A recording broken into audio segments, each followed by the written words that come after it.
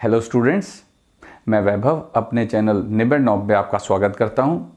ये channel 10th, 11th और 12th class के मैथ्स सब्जेक्ट के लिए डेडिकेटेड है। अगर आपको मेरा काम पसंद आए तो प्लीज़ वीडियोस को शेयर कीजिए, क्योंकि मेरा मोट्टो ही है क्वालिटी एजुकेशन सबका अधिकार। और अगर आप पूरा सिलेबस कवर करना चाहते हैं तो आप मेरे चैनल को सब्सक्राइब करके प्लेलिस्ट में जाके चैप्टर वाइज, क्लास वाइज सारे वीडियोज़ की प्लेलिस्ट चेक कर सकते हैं। और अब तो आप निबेड़ नॉब को इंस्टाग्राम पे भी फॉलो कर सकते हैं। तो चलिए आज का लेक्चर शुरू करें। स्टूडेंट्स, आज हम कोऑर्डिनेट ज्योमेट्री जो तुम्हारा चैप्टर है उसका सेक्शन फॉर्मूला सीखेंगे। पहली एक्सरसाइज डिस्टेंस फॉर्मूला हम सीख चुके हैं। सेक्शन फॉर्मूला क्या है? सेक्शन का क्या मतलब है? सेक्शन क्या होता है? देखो, तुम्हारी क्लास है 10th A, फिर 10th B, फिर 10th C। इसका मतलब ये पूरी क्लास तो असल में 10th क्लास है, लेकिन 3 हिस्से कर दिए हमने क्लास के, ताकि हम ज्यादा अच्छे ढंग से उनको पढ़ा सकें। तो इन्हें कहते हैं section. Section A, section B, section C. इसी तरह से हम एक लाइन सेगमेंट को कंसीडर कर रहे हैं कि एक लाइन सेगमेंट है जो कि x1 y1 पॉइंट से शुरू होकर b पॉइंट, जिसके कोऑर्डिनेट्स हैं x2 y2, उस पर खत्म हो जाती है।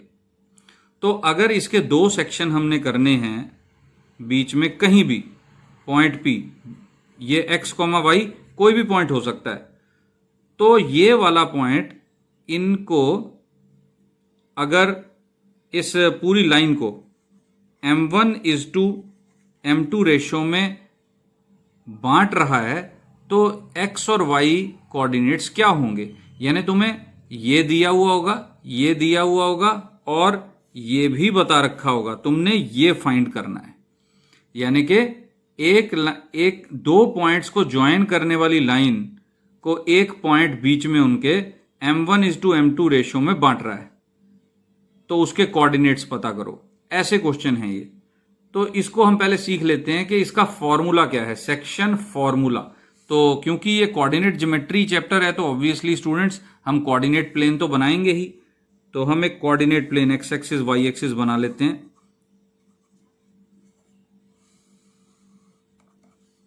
एक्स एक्सिस और वाई एक्सिस। अब हमने एक लाइन बना ली। ये है पॉइंट ए, जिसके कोऑर्डिनेट्स हैं x1 y1, यानी ये पॉइंट है यहां पे x1 और ये पॉइंट यहां y पे है y1।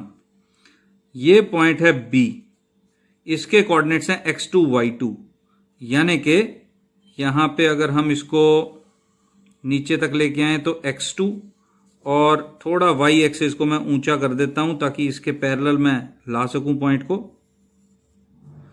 तो ये पॉइंट है y2। देखो, a के कोऑर्डिनेट्स हैं x1, y1 और b के कोऑर्डिनेट्स हैं x2, y2।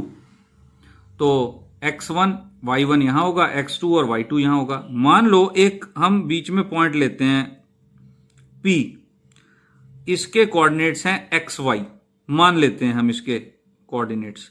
तो यहां पे मैं क्या लिखूं? y, और यहां पे मैं क्या लिखूं? x। तो ये पॉइंट P है x, y। ये पॉइंट मैंने P लिख लिया यहां पर। अब ये P पॉइंट इस पूरी लाइन को कौन सी रेशो में बांट रहा है? m1:m2 रेशो में। यानी कि AP:PB, AP divided by PB, AP length और PB लेंथ को डिवाइड करो तो m1:m2 रेशो आ जाए। यानी कि AP/PB जो रेशो है वो बनेगी m1/m2। तो हमने ये x और y की वैल्यू निकालनी है। यानी m1 m2 भी गिवन है, x1 y1 भी तुम्हें दिया होगा नंबरों में, और x2 y2 भी तुम्हें नंबरों में दिया होगा। तुमने x और y की वैल्यू निकालनी है। तो उसके लिए हमने क्या किया? ये ट्राइंगल कंप्लीट कर लेते हैं स्टूडेंट्स। देखो, ये दो ट्राइंगल मैंने कंप्लीट कर लिए। APB तो है ही, इसको C, इसको D कह दिया हमने। तो ये दो ट्राइंगल बन गए, PAC और BPD। दोनों ट्राइंगल में ये दो एंगल 90 डिग्री के हैं और ये कॉरस्पॉन्डिंग एंगल है। देखो, ये दो लाइनें पैरेलल है ना, पैरेलल टू एक्स एक्सिस, तो कॉरस्पॉन्डिंग एंगल बराबर। तो बाय AA प्रॉपर्टी ये दोनों ट्राइंगल सिमिलर हो गए, तो triangle APC is similar to triangle PBD. ये ट्राइंगल और ये ट्राइंगल आपस में हो गया सिमिलर। और सिमिलर ट्राइंगल्स की क्या खासियत होती है स्टूडेंट्स? उनकी कॉरस्पॉन्डिंग साइड्स का रेशो बराबर होता है। कॉरस्पॉन्डिंग साइड्स मतलब देखो AC upon PD is equal to, देखो यहां से PC upon BD is equal to AP upon PB। नीचे PBD ट्राइंगल्स की साइड है, ऊपर कौन से ट्राइंगल की साइड है? APC ट्राइंगल की साइड्स हैं, लेकिन कॉरस्पॉन्डिंग साइड्स हैं। देखो इन दो एंगल्स के बीच में AC साइड है, यही सेम दो एंगल्स के बीच में यहां PD साइड है। यहां पर 90 डिग्री और इस एंगल के सामने जो साइड है PC, यहां पे भी 90 डिग्री वाली साइड और इस एंगल के सामने वाली साइड VP। और जैसे M2 साइड है वैसे ही यहां पर हाइपोटेन्यूज M2 साइड हो गई, M1 M2 दोनों। तो ये तो M1 अपॉन M2 के बराबर है। देखो AP upon PB M1 upon M2 के बराबर है। और ये साइड्स की लेंथ्स क्या है वो लिख लेते हैं हम। देखो AC की लेंथ कितनी है, यानी AC A से लेके C तक, x माइनस x1, इतनी लेंथ C तक और इतनी लेंथ माइनस कर दो तो ये बचेगी। तो x माइनस x1 यानी x माइनस x1 इतनी रह गई, x माइनस x1 अपॉन, अब PD कितनी है? PD वो इन दोनों के बीच की लेंथ है, यानी x2 में से x तक की लेंथ माइनस कर दो तो इतनी बच गई। x2 में से x तक की लेंथ माइनस, तो यही बच रहा है। तो x2 minus x is equal to, इसी तरह PC, देखो PC साइड कितनी है? इसके बराबर, तो y में से y1 माइनस हो गया, अपॉन ऐसे ही BD साइड कितनी है? y2 लेंथ में से y तक का माइनस कर दो तो y2 minus y is equal to M1 upon M2। ये बन गया। अब हम ऐसा करते हैं, इसको इसके बराबर अलग रखेंगे और इसको इसके बराबर अलग रखेंगे।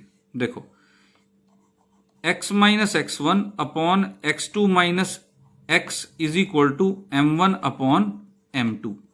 तो अब क्रॉस मल्टीप्लाई करो, M2 को इधर ले जाओ, M2 x minus x1 is equal to M1, पहले यहां पे x2 माइनस x इधर ले जाओ, x2 माइनस x, ब्रैकेटें खोलो। हम इनकी बात बाद में करेंगे, पहले हमने इसको इसके साथ इक्वेट किया, x को m के साथ इक्वेट करके निकाल रहे हैं हम। x की वैल्यू आ जाएगी, यहां से ब्रैकेट खोला, m2x minus m2x1 is equal to m1x2 minus m1x। हमने इसमें से x की वैल्यू निकालनी है, तो x को इधर ले चलते हैं और x1 को इधर ले चलते हैं। तो m2x plus m1x is equal to m1x2 तो पहले ही था, ये जो टर्म है m2x1 वो उधर आके प्लस की हो गई m2x1। तो यहां से x कॉमन आ गया, तो m2 plus m1 x common is equal to m1x2 plus m2x1। तो यहां से x की वैल्यू आ गई हमारे पास कितनी? m1x2 plus m2x1 whole upon m2 plus m1। बिल्कुल इसी तरह जब तुम इसको y को m के बराबर रखोगे तो y भी आएगा m1y2 plus m2y1 whole upon m2 plus m1। तो ये सारा प्रूव करने की जरूरत नहीं है स्टूडेंट्स, इसको देख के मत घबराना कि सर ये तो प्रूव कराने लगे, ये तो बहुत मुश्किल है। ये प्रूफ जो है सेक्शन फॉर्मूले का, ये तुम्हारे सिलेबस में नहीं है। तुम्हें बस ये दो वैल्यूज याद रखनी है स्टूडेंट्स, ये और ये। देखो ये x की वैल्यू है, ये y की वैल्यू है। तो था क्या दरअसल, हमने तो P पॉइंट निकालना था, इसके कोऑर्डिनेट्स। तो P के कोऑर्डिनेट्स क्या बन गए? P के कोऑर्डिनेट्स बन गए x, y की जगह मैं लिख सकता हूं m1x2 plus m2x1 upon m1 plus m2, अब m2 प्लस m1 लिखो चाहे m1 प्लस m2, कॉमा ये x कॉमा y कितना है, ये m1 y2 plus m2 y1 upon m1 plus m2। तो तुम्हें सिर्फ क्या याद रखना है, तुमने सिर्फ ये फॉर्मूला याद रखना है, और बहुत आसान है इस फॉर्मूले को याद करना। कैसे? x2 है तो m1 है, m2 है तो x1 है, और नीचे दोनों रेशियोज का सम। m1 है तो y2 है, m2 है तो y1 है, और दोनों m1 m2 का नीचे सम। तो देखो एक बार फिर डायग्राम बना के दिखाता हूं। ये a पॉइंट है, ये b पॉइंट है, इसके कोऑर्डिनेट्स हैं x1 y1 और इसके कोऑर्डिनेट्स हैं x2 y2, और बीच में एक पॉइंट है xy जो इस लाइन को m1:m2 रेशियो में बांट रहा है। तो देखो अगर तुम इसको बहुत ध्यान से देखो, अगर तुम्हें ये पॉइंट निकालने को कहा जाए तो m1 को इधर मल्टीप्लाई करना है x2 y2 से, m2 को इधर मल्टीप्लाई करना है x1 y1 से, और नीचे दोनों का सम। अगर तुम ये डायग्राम याद कर लोगे, इधर वाली रेशियो उधर से मल्टीप्लाई, इधर वाला नंबर रेशियो का इस तरफ मल्टीप्लाई। देखो m1 को x2 से मल्टीप्लाई किया हुआ है, m1 को इधर x2 से और m1 को इधर y2 से, फिर m2 को इस तरफ x1 से मल्टीप्लाई किया हुआ है और m2 को इधर y1 से, m2 को इधर वाले y1 से।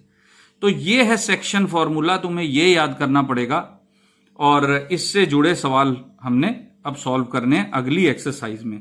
लेकिन एक और चीज है, ये यहां तक तो फॉर्मूला आ गया याद, अब एक और इसका केस करते हैं, बहुत ही आसान कर देता है वो फॉर्मूला हमारे लिए। स्टूडेंट्स हमने पढ़ा सेक्शन फॉर्मूला कि अगर, मैं दोबारा इसलिए बता रहा हूं ताकि एक बार तुम थोड़ा सा इसके साथ हिल मिल जाओ फॉर्मूले से, ताकि आगे वाली बात आसानी से समझ में आए। यहां पे पॉइंट P है, इसके कोऑर्डिनेट्स निकालने हैं, लेकिन हमको पता है कि ये पॉइंट P इस पूरी लाइन को m1:m2 रेशियो में बांट रहा है। तो m1 इधर मल्टीप्लाई, m2 इधर मल्टीप्लाई। अब ये P जो है वो कहीं भी हो सकता है बीच में, ठीक है ना, लेकिन अगर मान लो ये बिल्कुल मिड में हो, देखो मैं यहां पे तकरीबन मिड पॉइंट कंसीडर कर रहा हूं, ये P, ये x1 y1, ये x2 y2 और ये xy। तो ये दोनों साइडें हो गई बराबर, यहां AP और PB बराबर हो गई, मिड पॉइंट है ये। तो इसका मतलब अगर ये रेशो हम निकालेंगे तो 1:1 का रेशो आएगा, ठीक है ना स्टूडेंट्स, ये 1:1 का रेशो, क्योंकि ये साइड और ये साइड AP और PB बराबर है, डिवाइड करके 1 आएगा। तो फिर मिड पॉइंट निकालने का क्या फॉर्मूला बनेगा, देखो 1 ही इधर मल्टीप्लाई हो रहा है, 1 ही इधर मल्टीप्लाई हो रहा है, और जो m1 प्लस m2 है वो क्या बन गया, 1 + 1 2। तो मिड पॉइंट निकालने का फॉर्मूला और आसान है। मिड पॉइंट फॉर्मूला क्या है, मिड पॉइंट फॉर्मूला हो जाता है, अगर मिड पॉइंट निकालना है तो P देखो x1 + x2 हो जाएगा, क्योंकि m1 m2 दोनों 1 1 है, अपॉन 2 m1 + m2, फिर y1 + y2 अपॉन 2, क्योंकि इस सेक्शन फॉर्मूले में क्या था, m2x1 plus m1x2 upon m1 + m2। अब इसमें m1 m2 दोनों को 1 पुट करके देखो, 1 इधर x1 रह गया, 1 इधर x2 रह गया, 1 + 1 2, देखो वही चीज आ गई यहां पर। तो ये है मिड पॉइंट फॉर्मूला। तो तुम्हें 2 फॉर्मूले याद करने चाहिए, एक तो जनरल सेक्शन फॉर्मूला इस तरह का, ये वाली टर्म, और कॉमा y में इसी टाइप की टर्म जो कि मैंने अभी पिछले पेज पे कराई थी, और एक मिड पॉइंट फॉर्मूला जिसमें m1 m2 दोनों बराबर हैं, ये बराबर साइड हो गई, तो इसलिए m1 m2 दोनों ही 1 के बराबर हो गए, तो ये आ गया। तो ये इन 2 फॉर्मूलों पे डिपेंड करती हुई हमारी एक्सरसाइज होगी 7.2, जिसका पहला क्वेश्चन हम चलो करते हैं। तो स्टूडेंट्स ये है हमारा एक्सरसाइज 7.2 का पहला question. Find the coordinates of the point which divides the join of these 2 points -1,7 and 4,-3 in the ratio 2:3। यहां देखो तुम्हें x1 y1 दिया हुआ है, x2 y2 दिया हुआ है, m1 m2 दिया हुआ है। तुमने x और y पता करना है, यानी तुम्हें वो पॉइंट पता करना है जो इन दोनों पॉइंट्स के ज्वाइन को इस रेशो में बांटता है। तो हम ऐसा करते हैं, पहले तो लिखते ही हैं इसको, गिवन पॉइंट्स। पहला पॉइंट A मान लो -1,7, दूसरा पॉइंट B मान लो 4,-3, रेशो 2:3। तो हम डायग्राम बना लेते हैं ताकि हमें ज्यादा अच्छी तरह समझ में आ सके। तो हमने डायग्राम बना ली।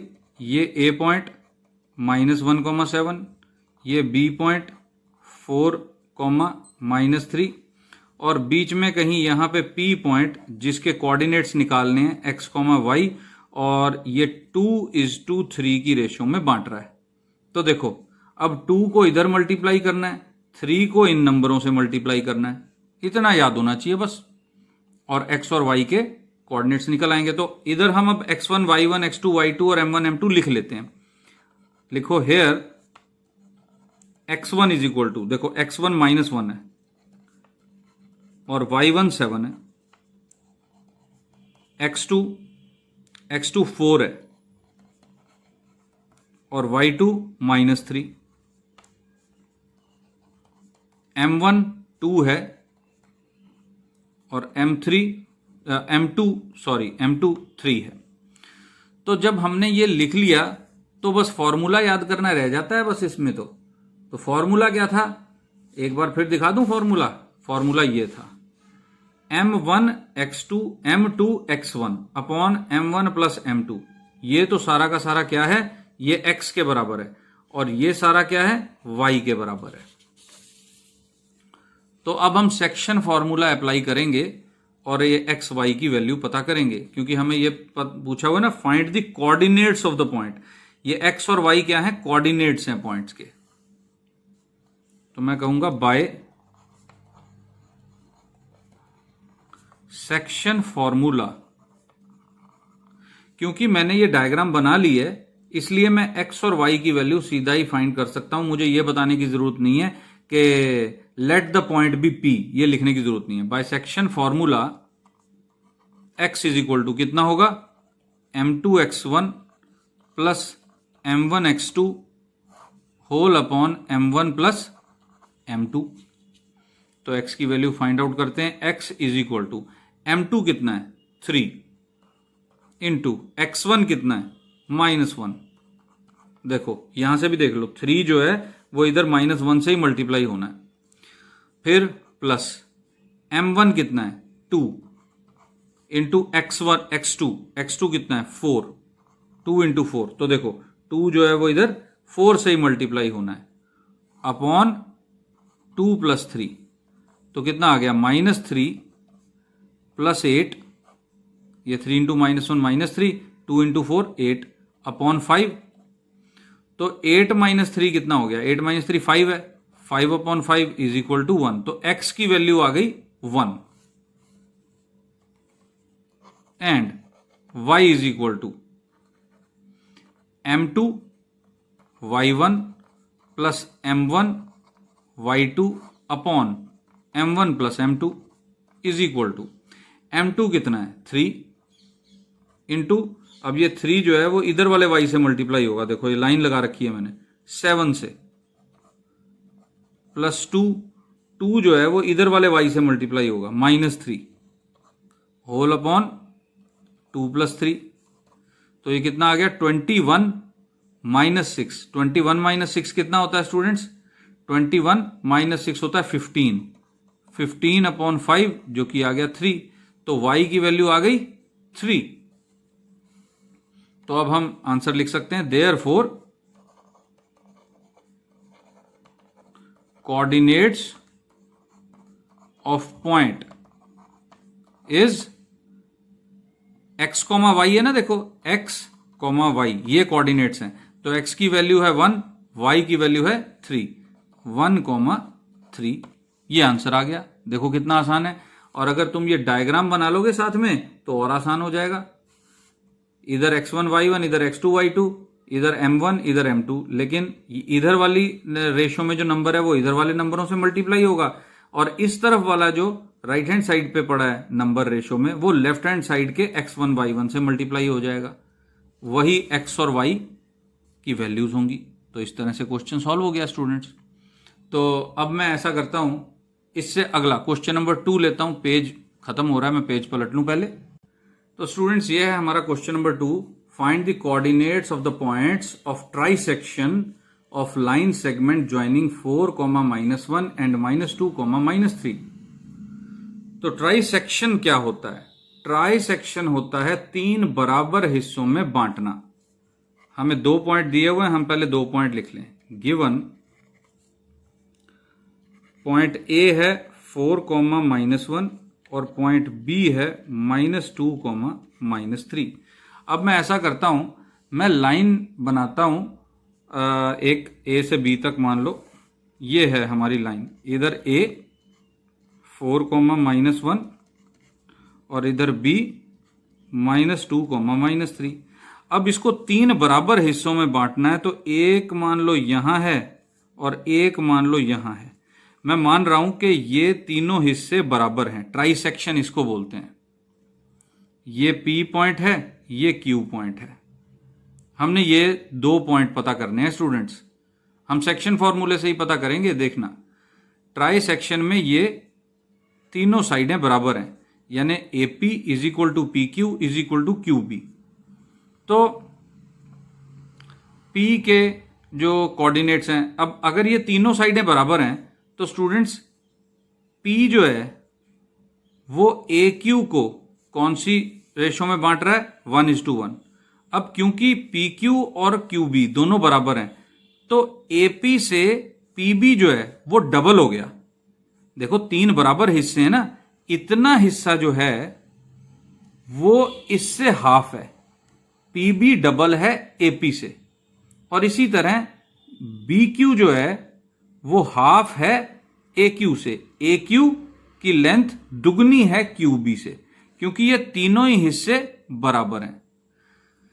तो इसका मतलब क्या हुआ कि अगर मैं P के हिसाब से डायग्राम बनाऊंगा तो P जो पॉइंट है हमारा वो A और B के ज्वाइन को 1:2 की रेशो में बांटता है, और Q पॉइंट जो है वो A से लेके B तक की लाइन को 2:1 की रेशो में बांटता है। इधर डबल, इधर अगर जितना इधर है उससे डबल इधर है, और P पॉइंट के लिए जितना इधर है उससे डबल इधर है। आई थिंक ये समझ में आ गया होगा। तो हमको Q पॉइंट की रेशो भी पता है, P पॉइंट की रेशो भी पता है, और ये पॉइंट एंड पॉइंट भी पता है। तो हमें सिर्फ अब क्या पता करना है? हमने पता करना है P पॉइंट के कोऑर्डिनेट्स और Q पॉइंट के कोऑर्डिनेट्स। तो अब 2 जो है वो इधर मल्टीप्लाई होगा, 1 जो है वो उधर मल्टीप्लाई होगा। इस केस में Q के केस में 2 इधर मल्टीप्लाई होगा और 1 इधर मल्टीप्लाई होगा। ये ध्यान रखना है स्टूडेंट्स। तो इसके लिए अगर तुम इसको 2 केसेस में डिवाइड करके बनाना चाहो तो 2 अलग अलग डायग्राम्स भी बना सकते हो। कैसे? देखो, मैं सिर्फ अगर ये बना लूं A B, इधर बना दिया मैंने P 1:2 के रेशो में, ताकि इसको समझना आसान हो सके। 4, -1, -2, -3, और ये है x, y। तो 2 इधर मल्टीप्लाई, 1 इधर मल्टीप्लाई।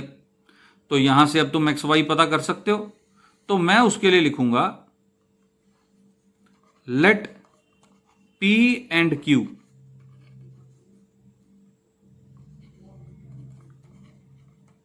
Trisect AB। मान लो P और Q 2 पॉइंट मिलके 3 बराबर हिस्सों में A और B को बांट रहे हैं। तो इसका मतलब क्या हो गया? AP = PB, ये रेशो कितनी है?